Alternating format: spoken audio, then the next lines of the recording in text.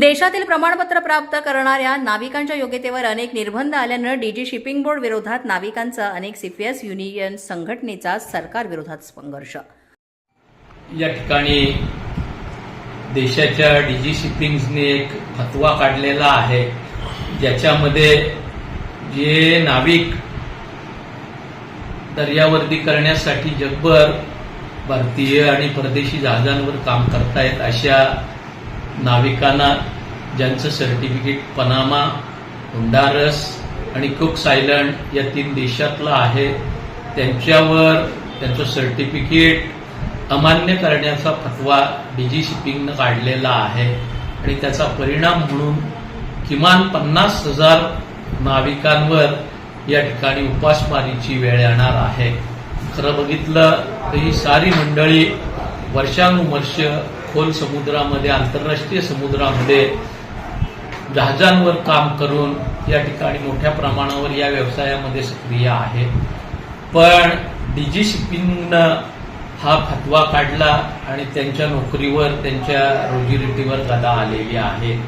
या संदर्भात आम्ही मंडळींनी आमच्या युनियनच्या माध्यमातून या ठिकाणी सीफेरर्स युनियन ऑफ इंडियाच्या माध्यमातून या विषयाला वाचा फोडण्याच्या दृष्टीनं देशाचे बंदर विकास मंत्री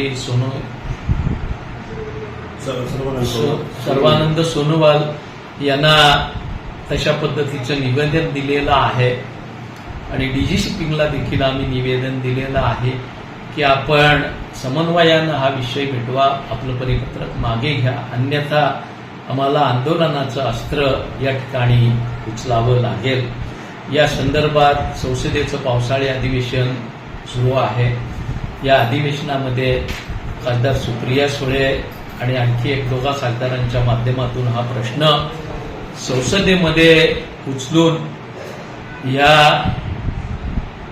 सेलर्सचं, या नाविकांच्या नोकरीचं रक्षण करण्याच्या दृष्टीनं आम्ही मंडळी प्रयत्न करणार आहोत। एक कुठेतरी संशयाची पाल चुकते की ह्या 3 देशातलं सर्टिफिकेट रद्द करणं आणि त्याच वेळेला एक एजन्सी डीजी शिपिंगच्या माध्यमातून नेमणं आर्थिक शोषणाचा कदाचित हा प्रयत्न, हा प्रकार असावा। तर याच्या बाबतीत संसदेमध्ये चर्चा करून हा विषय त्या ठिकाणी सोडवण्याचा प्रयत्न आम्ही करणार आहोत आणि या नाविकांना दिलासा मिळवून देणार आहोत।